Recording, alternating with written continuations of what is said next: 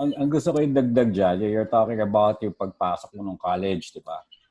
And when you came in as a rookie, I was part of the coaching staff in a sense, no, ng FEU. No, I was the team. Mm-hmm. I was the team's mental game coach or the sports psychologist. No? So Okay. when we were there for 2 years yun eh, and Ateneo FEU back-to-back finals yun. So Okay. one of the things that was talked about a lot, no? Especially nung I mean throughout the season naman eh, no? Ang nakakatuwa doon, syempre coaching staff nag-uusap yan, no? Yung buong coaching staff na paano kayo na-rattle, no? So I mean iba-iba schemes, no? Everyone would go at you, no? I mean, not to maim you, but make it rugged, make it physical, ganyan. And then there was a time na alala ko. Ito ba yung year nila Jens? Sila Jens pa ba to? Yes. Oo, parang I think it was Jens, Eximiniano. Yes, tapos parang rookie year ni Terence yata. Sabay ba kayo ni Terence pumasok o parang Hindi. Nauna siya ng isa. Oh, yun, tama. So like he wanted to pick you up in the first game. I mean, not the finals, ha? Kasi parang you were a rookie coming in, di ba? So yes. So there were times, no, napansin namin, no? There were times na siguro may mga certain stretches that they would succeed, no? They would kind of throw you off your game. But napansin namin, sabi namin, hanip to si Kiefer, ang patient. Kasi there were times na, I guess because the moment, no? I mean, an FU game is always a big one, no, sa basketball. I mean, whether it's playoffs or not, di ba? Ang nagulat kami sa naging approach mo, I think that was the first matchup of the season. Mm-hmm. Na, syempre, people were expecting na, kasi syempre at that time, si Terence had made a name for himself already on his second year in the league. There was RR, there was, so RR. It was actually a strong lineup, di ba? So para star-studded kayo nun eh. Lakas nyo nun, FU. Sila JR Kawaling, Cervantes. JR. Naabutan ko pa sila si Sanga. Naabutan ko pa sila lahat eh. Oo, di ba? Naabutan ba yun? And everyone was saying, parang sobrang lakas.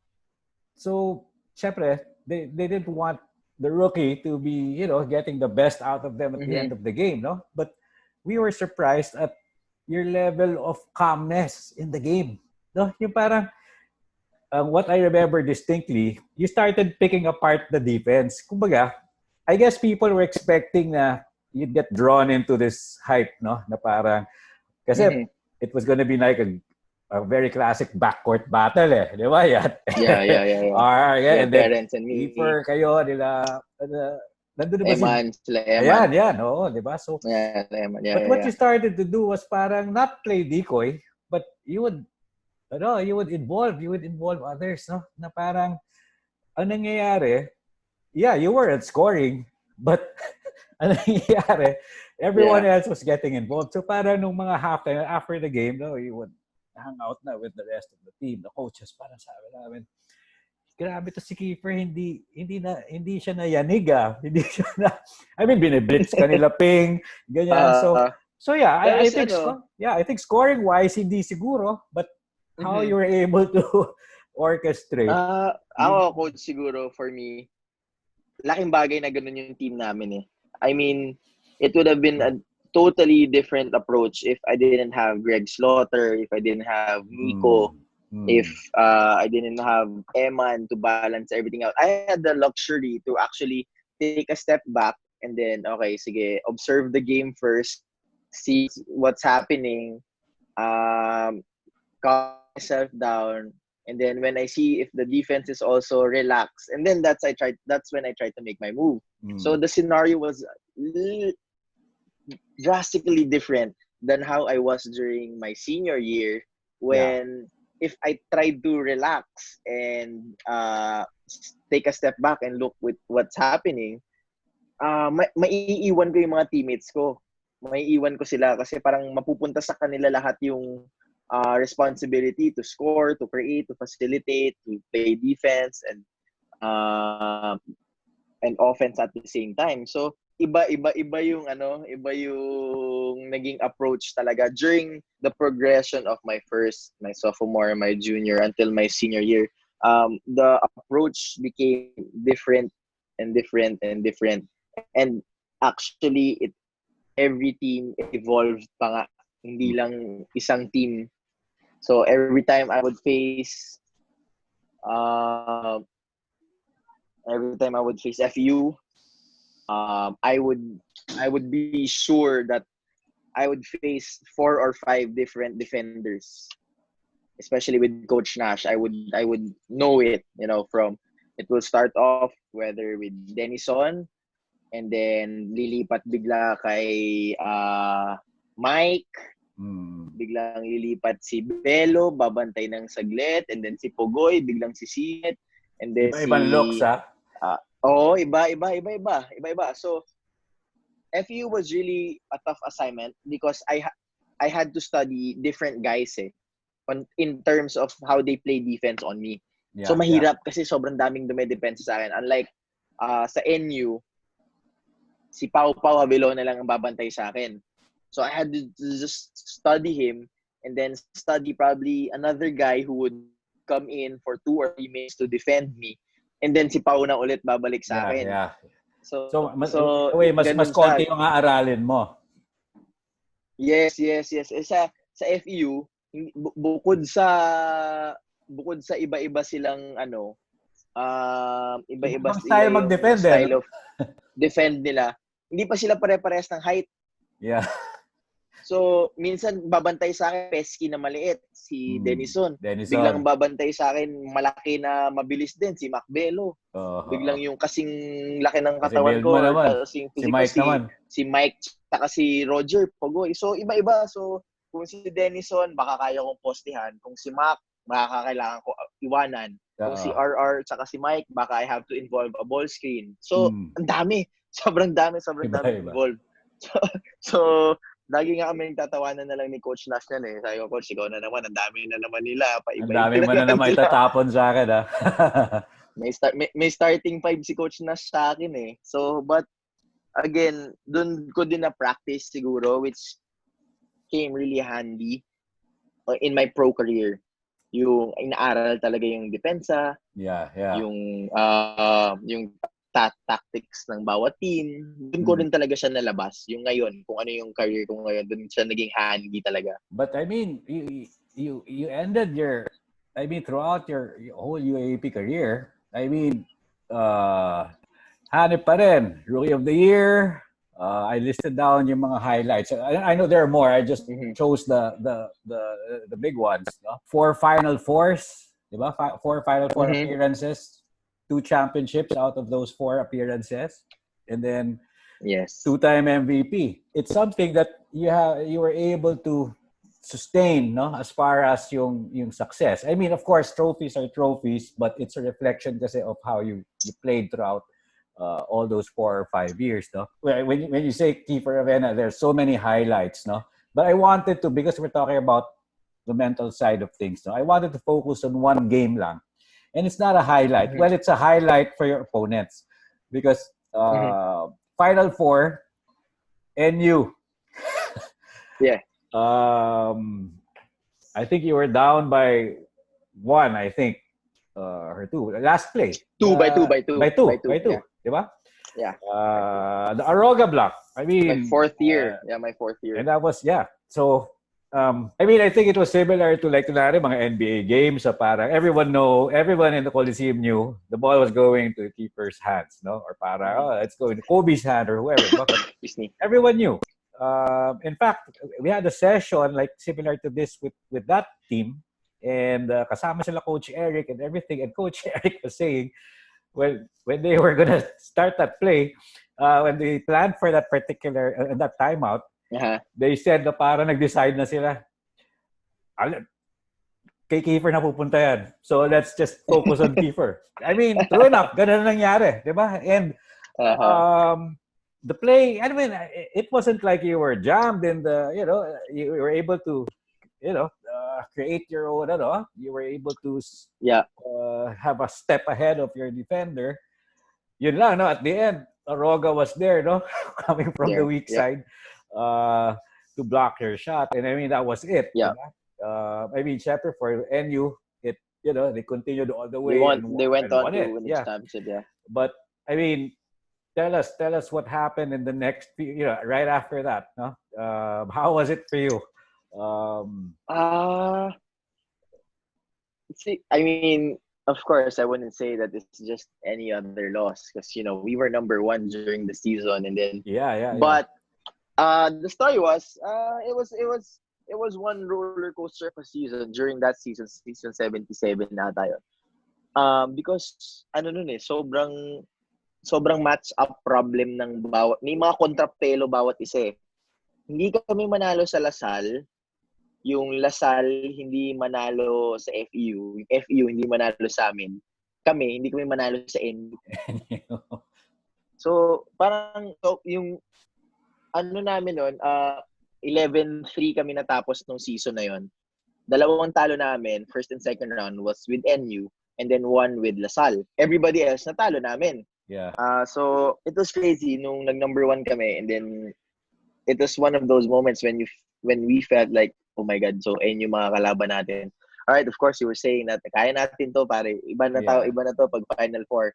At the back of her head, like, damn, tinalo tayo I guess on a dalawang beses. I guess on a purely basketball matchup wise, no? Siguro yun. Oo, talo talaga tayo kasi unang-una may Aroga sila. And then it was a little bit late when I figured na si Pau Habona, well, of course, he was defending me well. Patient and disciplined of a defender na hindi siya susundot, hindi siya mag-aagaw. Yeah. Hindi siya, but what he would do, he tried to keep me in front of him, but lead me into a help na ang challenge sa akin is Glenn or Troy or Alfred. Sabi ko, alright, so the shot will never be the same. Instead of, if I can just rise above and try to take a shot with him, baka kaya may mas mataas yung porsyento. Pero pag sumabay pa si Alfred, si Troy, o kaya si Glenn, malalaki na, medyo mag-iiba talaga. And, mag-iiba talaga. So, that's props for him. And then talagang match up problem lang talaga.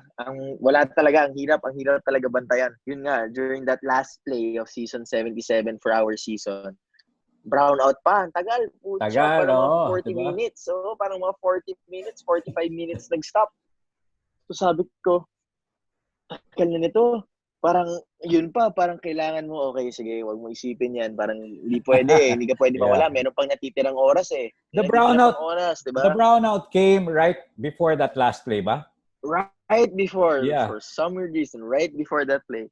So, what were you doing, like in your head? What were you, I mean, what was going through? Sinasabi ko sa mga referees, kita pa rin namin yung court eh. Hindi naman madilim sa court dun sa taas yung brownout. Ba't natin kailangan itigil? Parang, yun yung sinasabi ko, let's just get this done.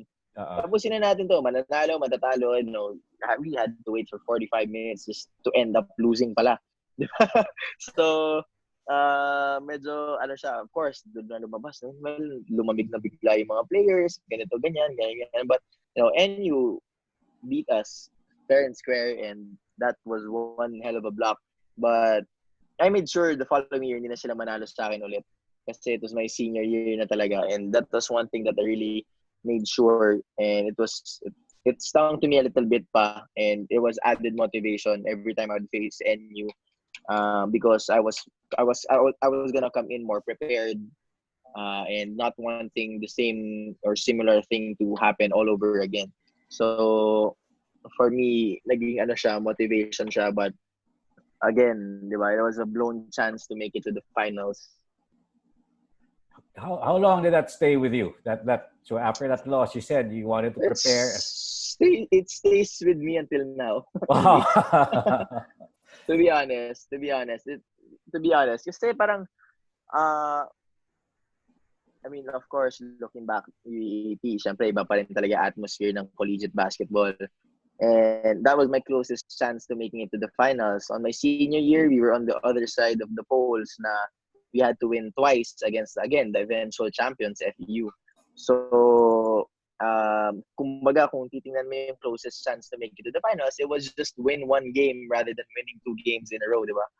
So, until now, kung may i-regret akong laro, yun siguro. Kasi parang yun na yung talagang finals. Labo-labo na to. Bahala na si Batman kung ganun mangyayari. But, ganun, yun talaga. Pero if papag-usapan na, yun, kung nagsisting pa rin siya or is it still with me, I do carry it until now, that experience. Kasi nga, it's also something that reminds me na ayaw mo na siyang maulit-ulit. So you try to do anything with your capabilities na ano. What hurt more? That particular one with the Aroga block or the Mac Belo tip in? Mac shot was crazy. Mac was kumbaga worst case scenario nito, overtime na dapat. So biglang nagkaroon pa ng ganun. So mas masakit yan for me. Siguro also for the benefit of those who are curious how you prepare, let's say mentally, let's say before the game. Normally nerves, I mean that's common with a lot of athletes, diba? You still get nervous, do you? Yes, most definitely. Yeah. Especially when I step to the free throw, that's the most nervous I get. But siguro nerves, how do you handle nerves ba? I mean in your case, well, una siguro pagka na-feel mo na siya? Una siguro comes with preparation, comes with the time you put in. First, the more confident you're going to be. So the more you work on your craft, the more you do extra work, mas kumpiyansa ka ngayon na pagdating sa laro, hindi ka nakakabahan kasi ano na lang, kumbaga recall na lang. Ginagawa mo to before, ginagawa mo to sa practice. So siguro pangalawa, tiwala na alam mo na meron kang teammates na magba-back up sa'yo whether you fail or you make it. Malaking bagay yon kasi nakakadagdag din sa confidence yun eh. Yun lang naman ang kalaban ng kaba eh. Ng kaba is yung kumpiyansa. So, pag nadadagdagan pa yon, so yun yung una, hard work, yung preparation, the time you put in. Second is yung confidence that you'll have with your teammates, your coaching staff, that you know that they will back you up whether you make the shot or you miss it. Third siguro is, ikaw din siguro, yung kapal lang din ng mukha siguro. Alam mo yun, yung willingness to, yung willingness to fail, if I could say that part, hindi ka natatakot na pag nagmintis ka, sisisihin ka, or pag nag-ano ka na, alam mo yun, na pag natalo, tanggal kayo kagad sa Final Four, yung gano'n, hindi ka natatakot sa gano'n. Siguro, yun, that's how I handle it. And yun nga, parang pag na-experience mo yung mga ganong bagay, mas magiging smart ka na in the future when a similar opportunity or a similar challenge confronts you. Maganda nga yung sinasabi mo dyan eh, like yung first point mo on the hard work. Because I think not a lot of people see that part, no? A lot of people just see the actual games, maybe the highlights, the nice passes, diba? The nifty moves and everything. Yeah. But not everyone sees the type of work that you put in. Yep. Yeah. True. And yan yung yan yung sinasabi talaga. And that goes a lot for a lot of players also, na parang yun na lang ang nakikita nila na parang, parang ang dali ng basketball. No, that's thousands of hours put into the gym since bata pa, hindi yan madali. ilang palit ng damit, labada, or mga dulas, laglag, sugat ang dinaanan yan. So actually yan yung sinasabi na di ba? I mean, pinauso ni Joel Embiid yan, trust the process, di ba? Trust the process. But I mean, in essence, that is really true. That's the essence of mental toughness. Yes. Yung process, the results will come, no? As long as you put in the hard work consistently, ganyan, regardless of the and it's good to hear that coming from no? Because they might just say, phenom, it's Kiefer, highlight, ganun, but they don't know how much time you put in the gym, diba? Whether it's pre-season or off-season. Do you have particular routines, mental routines that let's say whether it's preparing for a game or do you like visualize stuff before you go into the court, or ano ba normally ang mental routine mo when you're preparing for a game? yung kain. Sa kain ko siya kinukuha. May certain time ako to eat and ready na yung pagkain ko. Before yung nasa college ako, syempre, ang laro is 2 and 4. So, mas maaga ako kumakain pag first game kami, mas iba na naman kain ko pag second game kami. Sa PBA naman, nag-iba din kasi 4:30 and 7 yung game. Ay, 4:30, 4:15 and 6:30 or something like that yung game. Yeah. So, like, iniba ko lang siya. Pero I do have a certain time to eat. And then, nagpupunta siya, nagta-transition siya sa music, kung ano yung pinapakinggan ko. Again, I've tried numerous playlists. Some failed, some was okay, and some was really, really successful. Like before, I would just listen to real Drake, Eminem, hip-hop type of music, and then I'd end up fouling 2 fouls right away to start the game. So sobrang hype up ko. So sobrang gigil ko. Yeah. Kasi parang sobrang ganun na ganun ka nung pre-game eh. Sobrang ganun na ganun ka. So gigil na gigil ka talaga. And then, trinay ko naman ng mellow music na medyo calm music. Ayun, parang sobrang parang alamya naman. Kulang naman. Parang kulang naman. So, nag-ano ako, na ang nangyari noon was, I would listen to acoustic music, OPM, more of the chill bands. And then, pag medyo pa-start na yung game, I would transition to R&B, hip-hop, that type of music para puro in the middle. Puro balansado na sa gitna. Kasi talagang very very big ako doon sa yun, you never too high, never too low type of saying na sinasabi nga na yun ang kailangan mo to really again also help you stay in the present, diba? So it's part of it. So para sa akin kaya ko rin siya ginagawa, and then pag maglalaro na, I do my on-court rituals na, when I touch the floor, just to say na parang, alright, it's game time. Kasama siya doon. So, yun na siguro. Kinalakihan ko na yung ritual na yun, actually. Ang nag-iba na lang yun yun nga, sa different, ng mga laro, ng oras ng laro, kung anong oras. Nag-shift na lang. From college to PBA. Earlier or later na lang. Pero it's the same. Yun lang talaga nag-iiba. But other than that, it would be the same. Galing, Sometimes, parang, pag maganda yung laro ko, I can go as detailed as kahit yung order nung pinakinggan ko nung songs, yun pa rin yung papakinggan ko ulit. Kung ano yung next song nito, siya din yung next song na yun. So, it can go as detailed as that. Wow. And okay yun, As in, something na tuloy mo throughout your career, Now, siguro, as a matter of like some closure in this session, I wanted to talk about, briefly. I would say, as far as your basketball career is concerned, probably this would be your biggest setback, I guess, which was the time that you were suspended, diba? And I believe this. Yes, Coach. I think this was in a tournament for the 2019 qualifiers or something like that, diba? Yes, for the World Cup. Yep. Yeah. So I mean, we all know that you were suspended for a year, and could you just take us through that? I guess more on not really what happened, because I think that's out there already, what happened. Yeah. There was a substance that wasn't, that you didn't know was part of the WADA's, diba? How was that, ready to play, game ka na nun, going into the pros, a lot of, we want to see Kiefer, and then this happens. Yeah. Could you just take us through that briefly, and what was going through your mind, and how you've been able to cope throughout these, until you finally... It was a painful process. It was really tough, to be honest. Especially, the hardest part was the acceptance.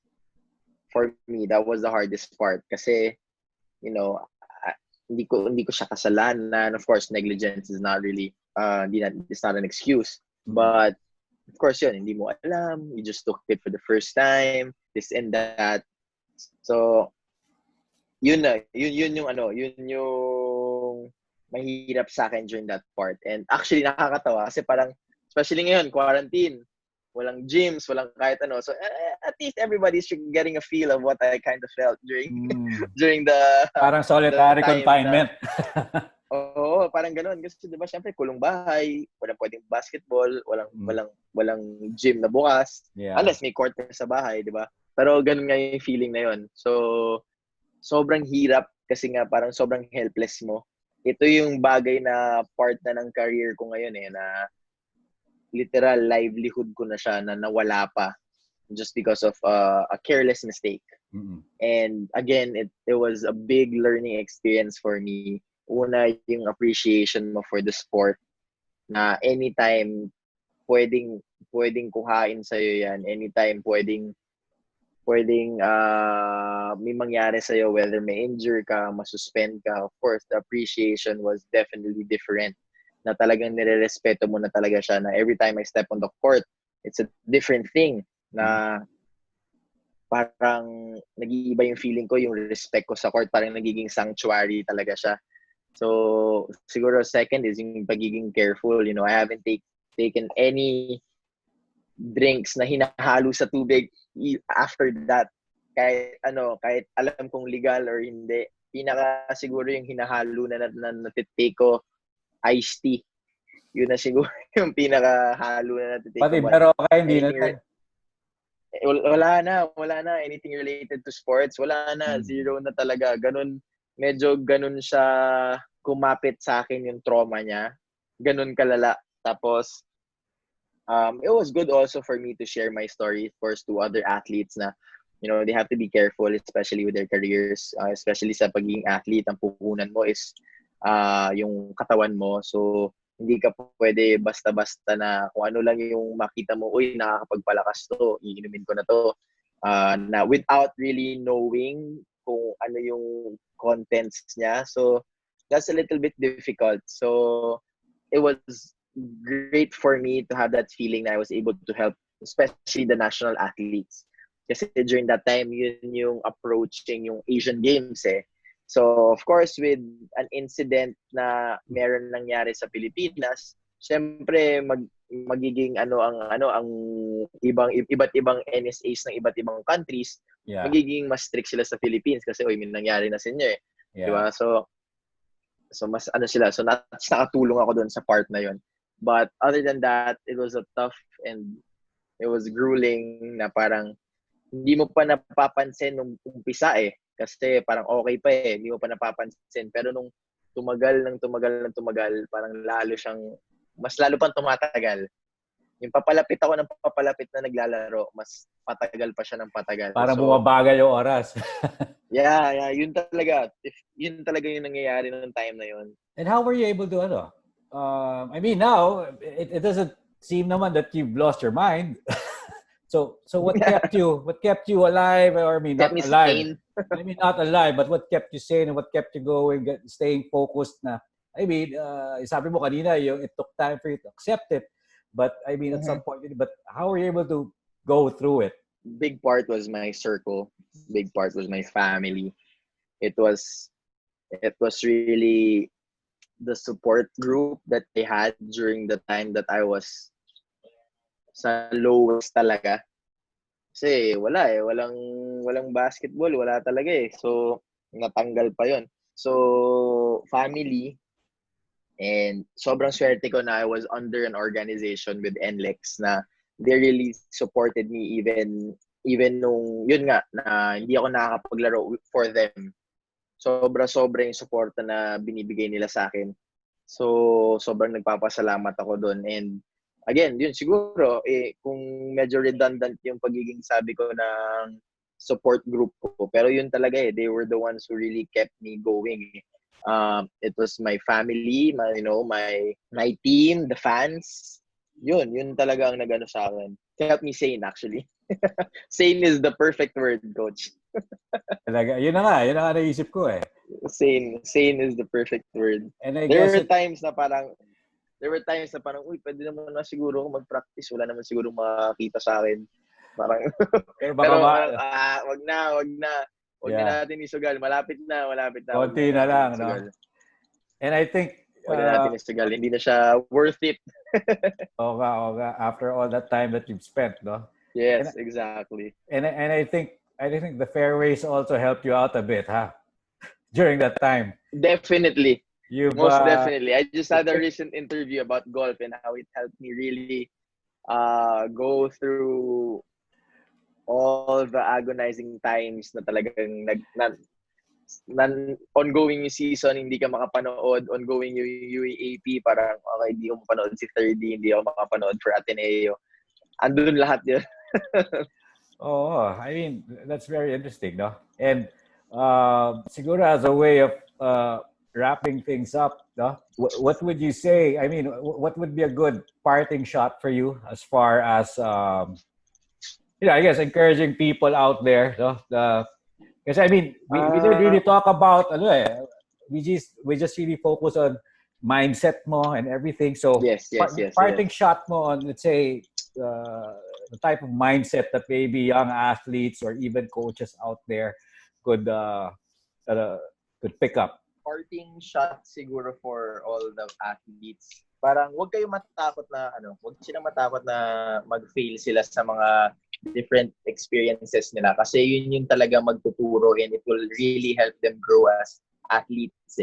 Kung naniniwala ako na pagdating sa trabaho, great players will always be the hardest workers. Pare-parehas na kayo ng oras na pinuput in sa gym.